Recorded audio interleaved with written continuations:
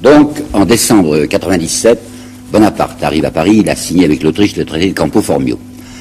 Il faut bien qu'on se rende compte de ce qu'il avait fait, ce traité de Campo Formio. Je vous avais indiqué rapidement cela la semaine dernière.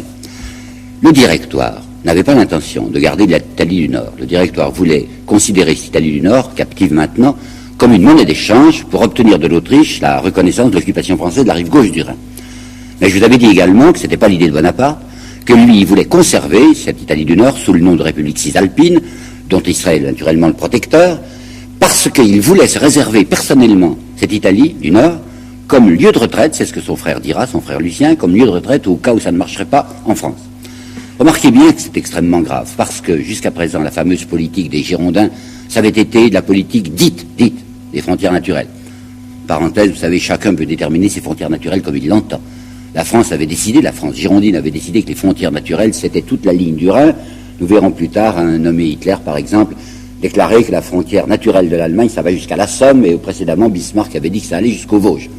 Chacun décide des frontières naturelles selon son intérêt. Mais c'est que Bonaparte va au-delà. Il ne s'agit plus maintenant des frontières naturelles, puisqu'on occupe la ligne du Rhin. Il s'agit d'une expansion. Il s'agit d'un débordement. La France est au-delà de ses frontières naturelles avec la Cisalpine. C'est un germe fatal, de guerre pour l'avenir. D'autre part, il a des idées personnelles. Il les a avouées à deux personnes, au moins. À Melzi. Melzi, c'était son homme de paille, si vous voulez, auprès de la République cisalpine. Et d'autre part, à un nommé Millot de Melito, qui était le représentant permanent de la France au Piémont. Il a dit à Melzi, vous ne pensez pas tout de même qu'un homme comme moi va perpétuellement servir les avocats de Paris. Il lui avait dit ça quand il était à Montbello. Je vous rappelle qu'il avait créé à Montbello, près de Milan, une espèce de cour où Joséphine avait trôné un instant. Quant à Millot de Melito, il y avait d'autres choses. Il lui avait dit la France est une république. Enfin, voyons entre nous sérieusement. Vous croyez à la possibilité d'une l'existence d'une république de 30 millions d'habitants? On peut concevoir une petite république helvétique parce que ça, ils sont 3 ou 4 millions. Mais en France, c'est pas concevable. Par conséquent, lui, il revient avec la ferme idée de s'emparer de la France et de la transformer autoritairement. Un certain nombre d'historiens bienséants qui nous parlent de Bonaparte nous disent c'était une véritable trombe ascendante. Il est monté vers le pouvoir comme ça tumultueusement. C'est pas vrai. Lui-même a dit à plusieurs reprises, et en particulier à son complice, à son camarade Roederer, il lui a dit « Je ne veux rien risquer ». C'est-à-dire, je ne veux m'engager que quand j'aurai tous les risques, avec toutes les chances, avec moi. Et quand il arrive en décembre 1997, il se rend bien compte que toutes les chances ne sont pas avec lui. C'est-à-dire que les gens du directoire, les 5 directoires, les pentarques dont je vous ai parlé, regardent avec quelques stupeur et quelques inquiétude ce général qui s'est transformé en politicien, qui a fait de la géopolitique, qui s'est attribué des fonctions diplomatiques qu'il n'avait pas, et on n'a qu'une idée, c'est de lui voir les talons. Il s'en rend compte et il y a quelqu'un qui va le guider.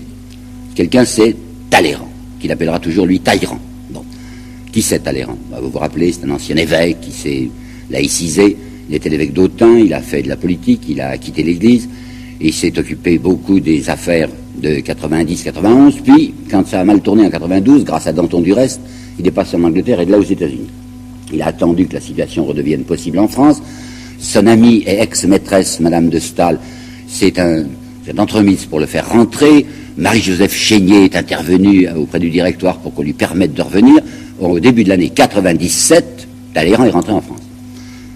Un homme comme Talleyrand, quand il rentre en France, ça y est, c'est pas pour n'y rien faire. Il veut gagner de l'argent, c'est sa grande préoccupation. Alors toujours grâce à Madame de Staël, il va s'arranger pour obtenir un ministère important, et au mois de juillet 97, oui, nous sommes dans cette année-là, au mois de juillet 97, le voilà ministre de ce qu'on appelle aujourd'hui Affaires étrangères, et qui s'appelait alors les Relations extérieures. Il y a dans les mémoires de Barras un détail extrêmement significatif sur le jour où Talleyrand a appris sa nomination de ministre des Relations extérieures. Quand il est sorti du Luxembourg, le palais du Luxembourg où il y avait le gouvernement, il était accompagné de Benjamin Constant. Vous savez, il y a entre Benjamin Constant et Talleyrand une ressemblance extrême. On pourrait dire qu'ils se ressemblent comme deux gouttes de pu. Alors, dans le fiacre où il était avec Benjamin Constant, il lui a pris le genou. Il lui a pétri le genou, Talleyrand, et il lui a dit, nous allons faire une fortune immense. Donc l'idée de Talleyrand, dès qu'il arrive ministre des Relations extérieures, c'est de faire sa fortune. La fortune de la France ne l'intéresse pas, sa fortune. Et immédiatement, on va le voir au travail, selon sa méthode de concussionnaire délibéré. Il va y avoir une indemnité à régler du côté de Naples, on s'est emparé de Naples, c'est la République parthénopéenne. On a imposé, bien sûr, une énorme indemnité de guerre aux gens de Naples. Alors Talleyrand leur dit, si vous me versez à moi 2 millions, je vous promets que je vais faire baisser de 2 ou 3 millions, de 4 ou de 5 millions, votre indemnité de guerre. Ça marche, c'est un nommé Ruffo, le ministre Ruffo qui traitait l'affaire. Talleyrand reçoit son argent et les Napolitains paieront moins cher. La même année, du reste, il réussira moins son coup avec les délégués américains. La France était dans une situation difficile avec les États-Unis. Il y avait des problèmes d'indemnité pour des bateaux. Et lorsque les délégués américains arrivent à Paris, ils reçoivent le lendemain même à leur hôtel un émissaire de Talleyrand qui leur dit « Écoutez, c'est comme ça qu'il faut faire avec M. Talleyrand. Il faut mettre sur la table une enveloppe. M. Talleyrand demande 250 000 $. Ils n'ont pas marché. Cette fois, les Américains n'ont pas voulu marcher. Ça n'empêche pas qu'au bout d'1 an et demi de présence aux relations extérieures, Talleyrand a déjà personnellement mis de côté environ 2 millions. Il est fait pour s'entendre avec Bonaparte. Et il lui dit « Attention mon garçon, j'ai l'impression qu'on vous surveille. Il ne faut pas aller trop vite. » Lui, personnellement, il l'a flatté terriblement. Lui qui était ministre des Relations extérieures, à l'égard d'un général abusif, d'un militaire abusif dont je vous ai parlé la dernière fois, voilà ce qu'il lui disait. Voilà donc la paix faite. Une fois que Bonaparte avait signé cette paix dramatique de Campo Formio qui contenait, comme je vous l'ai dit, un germe de guerre. Voilà donc la paix faite. Et une paix à la Bonaparte. Recevez-en mes compliments de cœur, mon général. Mon général, notez que, protocolairement, il ne devait pas lui dire ça. Il devait lui dire général, puisqu'il a été le ministre des Relations extérieures. Mais mon général, ça fait plus respectueux. Les expressions me manquent pour vous dire tout ce que je voudrais. Il y aura peut-être quelques criailleries, mais c'est égal. Adieu, général pacificateur. Adieu. Amitié, admiration, respect. Vous voyez dans quels termes ils sont. Alors il lui dit, prenez garde, ne vous mettez pas trop en avant. Et effectivement, c'est le 3 décembre que Bonaparte est arrivé à Paris, et le 10 décembre, une grande manifestation en son honneur a lieu dans la cour d'honneur du Luxembourg. Sur l'heure, dans la cour du Luxembourg, 2 discours. Un discours de Bonaparte, très attendu, et un discours de ministre des Relations extérieures, Talleyrand. Bonaparte, dans son discours, a glissé un petit mot assez menaçant. De quoi se mêle-t-il? Il a dit « J'espère que la France sera bientôt assise sur de meilleures lois organiques ». Ça veut dire ça, de meilleures lois organiques. Ça veut dire que ce général estime que la Constitution française telle qu'elle est ne le satisfait pas. Ça ne le regarde pas. Alors Talleyrand, qui a un peu peur qu'il soit trop engagé, va prononcer les paroles que voici. J'ai craint un instant, pour lui, Bonaparte, cette ombrageuse inquiétude qui, dans une république naissante, s'alarme de ce qui semble porter atteinte à l'égalité. Et la gloire de Bonaparte, naturellement, elle efface tout. Mais je m'abusais. Dès qu'on l'approche, on est frappé de cette manière si émouvante et si noble qui est la sienne de chercher à se faire pardonner sa gloire. Ah non, certes non, la liberté n'a rien à redouter, ni non plus l'égalité de cet homme, ce Bonaparte, si digne de Plutarque, un goût antique qu'il a pour la simplicité, amour pour les sciences abstraites. Sa lecture favorite est Ossian, le sublime Ossian qui semble nous dégager de la terre. Et nul n'ignore le mépris, le profond mépris qui anime le général Bonaparte pour l'éclat, le luxe, le faste, la richesse, misérables ambitions des âmes communes. Vous imaginez un peu ce qu'ils ont dû se dire l'un à l'autre lorsque le discours a été fini, qu'ils se sont retrouvés le soir dans quelques salons, le coup de coude qu'ils se sont donnés, et Bonaparte, écoutant, se rappelant ce que Talleyrand avait dit publiquement, cette accumulation de bévues conscientes et de facéties mensongères, il dit, c'est pas mal, c'est exactement ce qu'il faut dire pour le public. Et en particulier, Talleyrand lui dit, je sais très bien que vous avez ramené de l'argent, environ 12 millions, vous savez, en monnaie d'aujourd'hui, n'en faites pas ostentation, que les gens ne sachent pas ce que vous avez.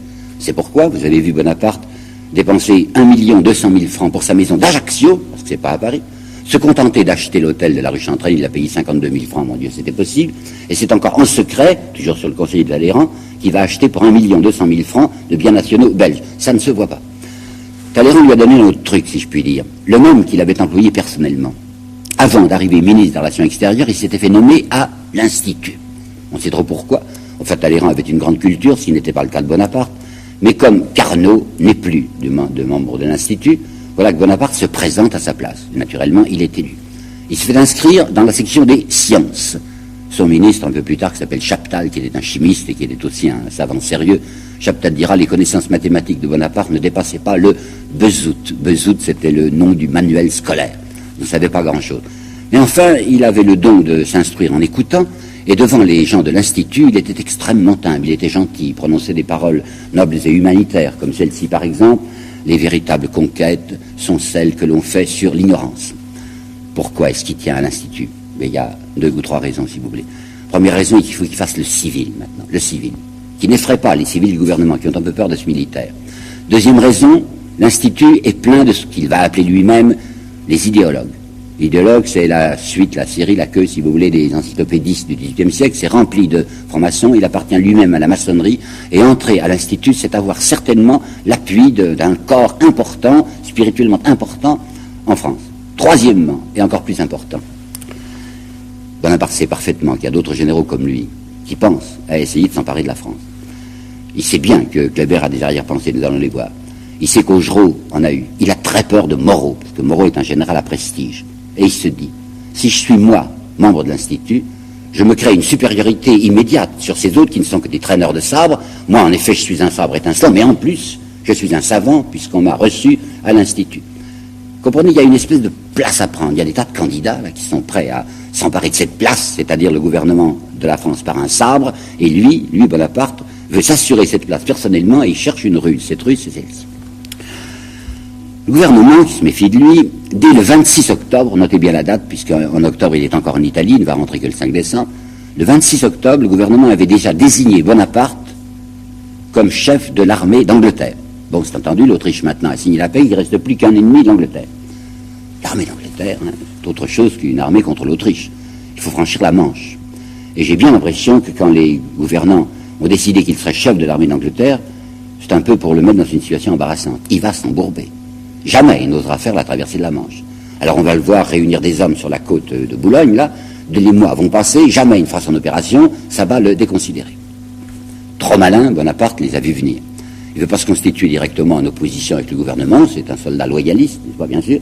Alors il va en inspection sur la côte de la Manche, et le 23, je m'excuse de souligner, hein, le 23 février 98, il va remettre son rapport.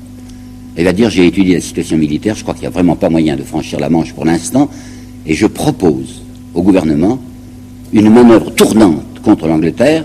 On ne va pas l'attaquer de front, mais on va l'attaquer à travers l'Égypte. Avouez que comme manœuvre tournante, c'est assez long en effet. Cette idée d'Égypte, il y a un certain temps qu'elle est dans sa tête. Pensez que le 10 février 97 déjà, dans Cône sur la rive Adriatique, il avait dit, en 24 heures, on va d'ici en Macédoine. Tiens, il pensait à Macédoine, Alexandre.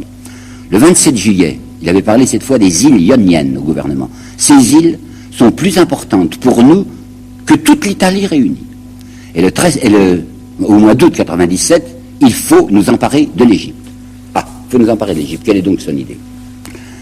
Je sais bien que Leibniz, sous Louis XIV, avait déjà fait une proposition pareille. Il avait dit la possession de l'Égypte pour la France serait d'un grand intérêt économique. Talleyrand, dans une lettre du 23 septembre 97, Talleyrand, ministre des Relations extérieures, dit à Bonaparte, oui, vos idées sur l'Égypte sont intéressantes, nous sommes en train de perdre nos colonies des Antilles, on remplacerait comme colonies, point de vue commercial, on remplacerait ces Antilles perdues que les Anglais nous ont prises, on les remplacerait par l'Égypte. C'est pas ça l'idée de Bonaparte, il faut bien comprendre. Je vais vous dire là une chose à laquelle je tiens beaucoup, qui paraît scandaleuse et révolutionnaire, mais qui est la vérité. C'est un apatride, Bonaparte. C'est un homme qui est sorti de Corse, qui a détesté longtemps la France, qui ne s'intéresse pas à la France. Il a été reflué sur la France parce qu'il n'a pas réussi son coup, vous savez, le faux départ en Corse. Il a francisé son nom parce que c'est sa femme qui lui a dit, Joséphine lui a dit Bonaparte, c'est pas bien, il faut mettre Bonaparte. Alors à partir de l'expédition d'Italie, il a signé Bonaparte, ce qui fait plus français. Mais il n'est absolument pas français dans le sang, dans les mois. La France est un terrain de chasse, simplement pour lui. Alors il se dit, comme il n'y a pas moyen pour l'instant de faire une opération sur Paris, comme il ne peut même pas se faire élire directeur parce qu'il faut avoir 40 ans pour être directeur et qu'il est bien loin d'avoir ses 40 ans, alors il va reprendre une idée qu'il avait eue, vous vous le rappelez peut-être, en 95, lorsque Constantinople, enfin le sultan, avait demandé des généraux instructeurs français. Je vous ai dit qu'à quel point ça l'avait intéressé, parce qu'il s'était dit, là-bas, Constantinople, l'Orient, Eldorado, enfin, je vais pouvoir faire une fortune énorme à la Talleyrand. Mais maintenant, il est dans une situation bien différente et bien supérieure. Autrefois, Oh, autrefois, c'est pas loin, il y a 3 ans, en 95. Il aurait été simplement un général instructeur envoyé auprès des Turcs. Maintenant, il est général d'armée. Alors, il peut se diriger vers l'Orient à la tête d'une troupe. Il peut être un conquérant. Ubi, bene, ibi, patria. Vous savez la formule. Là où je suis bien, là où j'ai de l'argent, là c'est ma patrie. Eh bien, Bonaparte, en 98, est quelqu'un qui se dit, du côté de l'Égypte, il y a une énorme fortune à faire, je vais partir, je vais plaquer la France, ce qui m'intéresse, c'est la destinée d'Alexandre, c'est la conquête de l'Orient. Il racontera plus tard, 99, l'année suivante, qu'il a été, pour ainsi dire, déporté par les directeurs qui ne voulaient pas de lui. En fait, il a beaucoup insisté, terriblement insisté, pour l'avoir, cette expédition d'Égypte. Et Talleyrand va l'appuyer dans des conditions mystérieuses. Vous allez voir pourquoi j'insistais sur le 23 février tout à l'heure. Talleyrand, oui, lui dit, vous avez raison, c'est une bonne idée. Mais voici qu'au début de l'année 98, Talleyrand écrit à sa maîtresse, Madame Grant, une Anglaise qui va d'ailleurs bientôt épouser, il lui dit, je pousse, écoutez bien ça, hein, je pousse beaucoup Bonaparte à l'expédition d'Égypte pour faire plaisir à nos amis anglais. Comment?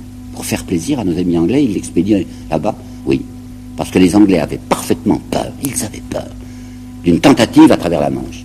Ils commençaient déjà à faire des défenses côtières très sérieuses. Et il se dit, si Talleyrand a la possibilité d'orienter ailleurs ce Bonaparte, ça serait excellent pour nous. Mais il y a bien pire. Vous vous rappelez, 23 février. C'est le 23 février que Bonaparte a remis son rapport au directeur pour leur dire, je propose une expédition d'Égypte. Le 23 février. Le 22 février, la veille, Talleyrand, ministre des Affaires étrangères, a convoqué le chargé d'affaires de Prusse. Et ce 22 février, il lui a révélé ce qu'allait contenir le rapport combiné entre lui et Bonaparte. Il a révélé à ce Prussien, pourquoi, qu'on allait partir, qu'une expédition allait partir, l'expédition française allait partir de Toulon sur l'Égypte. Et il a ajouté, je sais que les Anglais n'interviendront pas, que la flotte anglaise laissera passer Bonaparte. C'est vrai, elle le laissera passer. Mais vous savez tout de même qu'on y va perdre toute la flotte française de la Méditerranée et que les Anglais l'ont guetté, quand ils l'ont trouvé dans le port d'Aboukir, ils l'ont détruite. Alors qu'est-ce que ça signifie? Ça donnerait à penser, je ne vais pas au-delà, que Talleyrand a reçu de l'argent des Anglais pour, premièrement, écarter Bonaparte d'une agression directe contre l'Angleterre, et deuxièmement, pour qu'une puissante flotte française de Méditerranée s'engage dans des parages dangereux où la flotte anglaise pourra la détruire. Toujours est-il qu'il y tient absolument, Bonaparte. Il a même dit au directeur comment il fallait faire pour financer l'opération. Il leur a dit, il y a la Suisse à côté. La Suisse, il y a un gros trésor en Suisse. À Berne en particulier, il y a 30 millions disponibles. On enverra le général Brune. Le général Brune volera les 30 millions des Suisses, ça nous suffira pour notre expédition. Le voilà parti. Il arrive le 1er juillet. 1er juillet 98, le voilà qui débarque. Dès le 20 juillet, il entre en contact avec les Mamelouks. Qu'est-ce que c'est que les Mamelouks? C'était une milice composée d'anciens esclaves, mais qui n'étaient plus esclaves du tout, qui étaient des Turcs et des Égyptiens. En principe, c'était des gens à peu près révoltés contre le sultan, et qui mettaient l'Égypte en coupe réglée. Ils avaient des soldats, ils étaient eux-mêmes soldats, et ils se sont groupés devant le Caire, près des pyramides. Bonaparte n'en fait qu'une bouchée, c'était facile, il avait des tas de canons avec lui, et les Mamelouks n'en avaient pas. Alors les Mamelouks vont faire des charges de cavalerie, et encore des charges de cavalerie contre les canons, ils vont se faire naturellement nettoyer, enfin tailler en pièces, et comme on s'est aperçu sur les cadavres qui étaient tombés dans les premiers rangs, qu'ils avaient presque tous de l'or dans leur ceinture, alors pendant 48 heures, les soldats français de l'expédition d'Égypte vont tordre des baïonnettes pour les rendre un peu crochus, et vont procéder dans le Nil où on les a poussés des récupérations de cadavres pour attraper l'or qui est dans les ceintures. Maintenant, on arrive au Caire, ça y est, il n'y a plus de défense puisque les Mamelouks sont écrasés, et on va se mettre à pratiquer la coupe réglée de l'Égypte, ce que faisaient les Mamelouks. Bonaparte va s'écrier, je viens vous délivrer des Mamelouks, comme il avait dit aux Italiens, je viens vous délivrer des Autrichiens, et il vient simplement se substituer aux Mamelouks. On va faire une opération de pompage. Cette opération de pompage va se doubler d'une opération théologique, qui est extrêmement intéressante, il faut que je vous en parle un petit peu longuement, enfin 5 minutes, parce que pour bien comprendre ce qui va se passer en France avec le Concordat, il faut savoir ce que Bonaparte avait fait avec les curés de là-bas, c'est-à-dire les imams et les mouftis.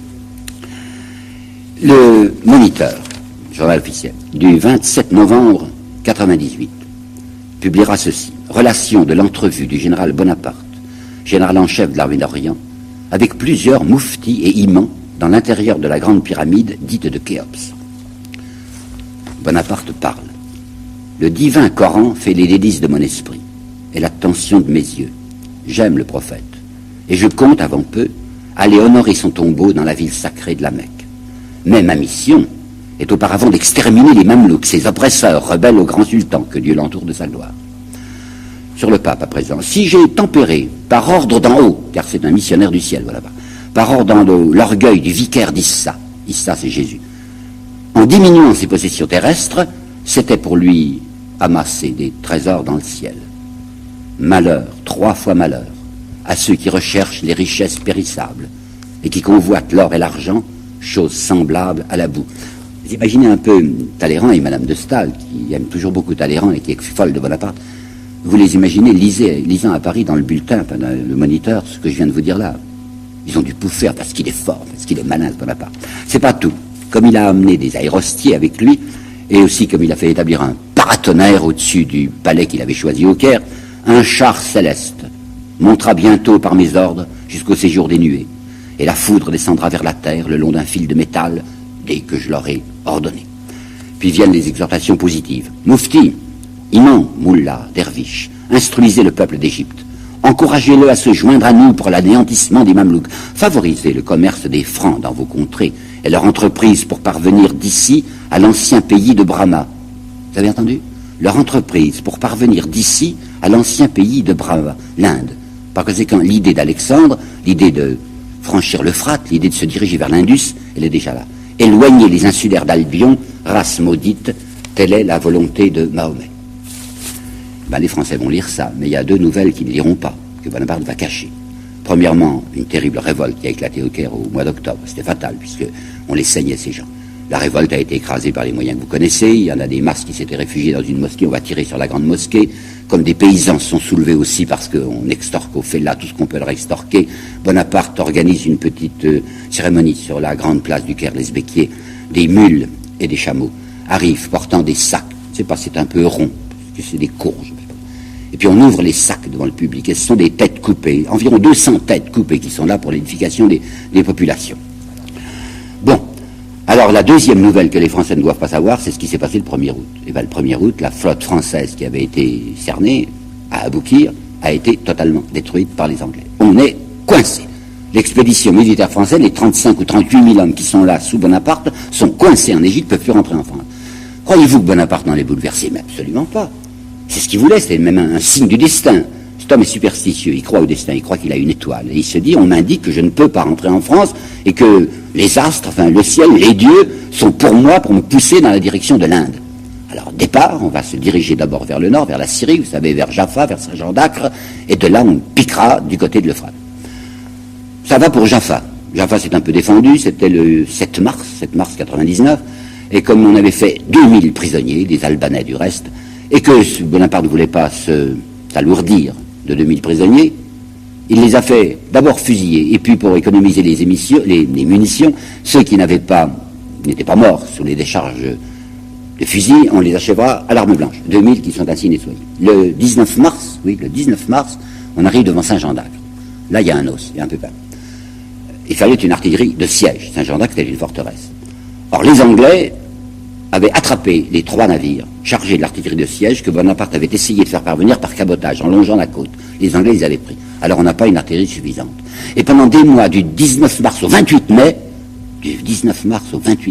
6, 7, 8 assauts que Bonaparte va faire lancer contre la forteresse d'Acre, il n'y a pas moyen. Il perd des quantités d'hommes, impossible. Il dira plus tard, c'est devant Acre que ma fortune a changé. À savoir que, puisqu'il n'y a pas moyen de passer, puisqu'il y a un barrage, puisqu'il y a un verrou, ben c'est entendu, on va refluer. C'est très mal de refluer, vous savez, pour ça, sur son prestige. Alors on ne le dira pas. Naturellement, il y aura un nouvel incident à Jaffa, l'incident des pestiférés. Les laudateurs de Bonaparte disent c'est pas vrai, enfin ce dont on l'a accusé au sujet des pestiférés de Jaffa. Et même, vous voyez, dans la plupart des livres d'histoire, Bonaparte qui touche les bubons des pestiférés. Ben, nous savons par lui-même, par les confidences qu'il a faites à Bertrand, que c'est parfaitement vrai. Il y avait environ 200 soldats français qui avaient la peste, qui étaient à Jaffa. Bonaparte a dit, je ne veux pas que les Turcs fassent des prisonniers, vous allez me tuer, tout ça. Alors les soldats français atteints de la peste dans les hôpitaux de Jaffa ont été expédiés au sublimé corrosif. Il ne faut pas que les gens du Caire, et il ne faut pas non plus que les gens de Paris, sachent ce qui s'est passé devant Saint-Jean d'Acre. Alors Bonaparte envoie des gens au Caire pour prévenir que le général rentre à la suite de glorieuses victoires. Il envoie un bulletin à Paris disant « J'ai été obligé de faire une expédition contre Acre qui s'était soulevée, j'ai rasé la ville, il n'est pas rasé du tout. » Enfin, il rentre au Caire avec l'idée qu'il faut rentrer, lui, tout de suite à Paris, le plus vite possible. D'autant plus que les nouvelles viennent de lui parvenir. Ce sont des journaux étrangers qui ont été saisis, et dans ces nouvelles, il y a ceci. Une coalition s'est dirigée contre la France. La Russie nous attaque. Pourquoi? Grâce à lui. La Russie voit arriver les Français du côté de l'Égypte. Ils se disent, ils vont monter sur Constantinople. La Russie se réserve Constantinople. Alors le premier résultat qu'a eu l'expédition d'Égypte sur la France, c'est de nous jeter les Russes sur le dos. Les autres Russes nous ont refoulés en Allemagne, se sont emparés de l'Italie du Nord, c'est une chose extrêmement mauvaise. Et d'autre part, Bonaparte apprend qu'il y a eu 2 coups d'État en France, le coup d'État du 22 Floréal, le coup d'État du 30 Prairial, c'est-à-dire du 18 juin 98, et que Sieyès, qui s'était fait nommer ambassadeur à Berlin, est revenu. Si Sieyès est revenu à Paris, c'est quelque chose de préparé. Par conséquent, lui, Bonaparte, veut rentrer le plus vite possible en se disant, s'il y a un coup à faire, il faut que j'en sois. Deuxièmement, ça c'est une nouvelle officielle qu'il a eue par les journaux, mais il a eu une lettre de son frère, Joseph, et ça l'a mis hors de lui. Il y a 2 récits là-dessus, on a vu les meilleurs pâlir dans tous ses états à la suite de ce que lui racontait son frère. Quoi? Joséphine. Joséphine, il savait parfaitement, Bonaparte, qu'elle était la maîtresse d'Hippolyte Charles, entre autres. Vous savez, Hippolyte Charles, le loustic de régiment, l'homme des calembours. Seulement, ce qu'il apprend par son frère, c'est qu'elle a, non pas acheté, mais loué, ou peut-être acheté sans payer, la Malmaison. Cette magnifique propriété de la Malmaison. Et qu'elle est installée là, à la Malmaison, avec son Jules. Enfin, je me trompe, avec son Charles. Alors, vous comprenez, ça lui fiche un coup. Enfin, non seulement il me trompe, mais en plus, c'est moi qui dois payer les frais. Alors il écrit une lettre affolée à son frère, il lui dit, j'ai plus de quoi vivre. Vous vous rendez compte, j'ai plus de quoi vivre avec tout l'argent qu'il avait ramassé là-bas, il faut que je rentre tout de suite. Comment partir? Il y a la croisière anglaise qu'il faut essayer de déjouer, là on essayera. Il faut partir en douce, il ne faut pas que les gens le sachent, il ne faut pas que Kléber, surtout, qui va être le chef de l'armée à sa place, se doute du fait que le général en chef va déserter. Alors, Bonaparte va donner rendez-vous à Aboukir, à Kléber, le 24 août. Kléber y arrivera le 24 août, mais le 23 août, il sera déjà parti. Il sera parti avec Menou en lui disant, si j'arrive à aborder la France, le règne des avocats est fini. Il traverse Ajaccio, il reste à Ajaccio 6 jours, parce que dira-t-il à Bertrand, je voulais donner quelque argent aux personnes d'Ajaccio afin d'avoir pas d'ennemis derrière moi pour m'empêcher de m'emparer du pouvoir en France. Il va débarquer exactement le 9 octobre à Fréjus. Il va débarquer avec quelques mamelouks dont il s'est assuré la présence, des mamelouks, vous savez, éblouissants, bleus, rouges, tout dorés, leur beau visage noir et leur turban. Toute une aura solaire l'entoure. Les gens voient revenir celui qui se nomme lui-même le vainqueur de l'Orient, alors qu'il est vainqueur de rien du tout. Il est paré de tous les prestiges, des palmiers, des pyramides, du soleil, des almées, des mosquées. On dirait une espèce de pharaon, comme écrira admirablement Jaurès. Il enrôlait les sphinx dans le coup d'État. C'est le 9 octobre qu'il débarque à Fréjus. Dans un mois, ça sera le 9 novembre. Et le 9 novembre, ça s'appelle dans le calendrier révolutionnaire le 18 Brumaire.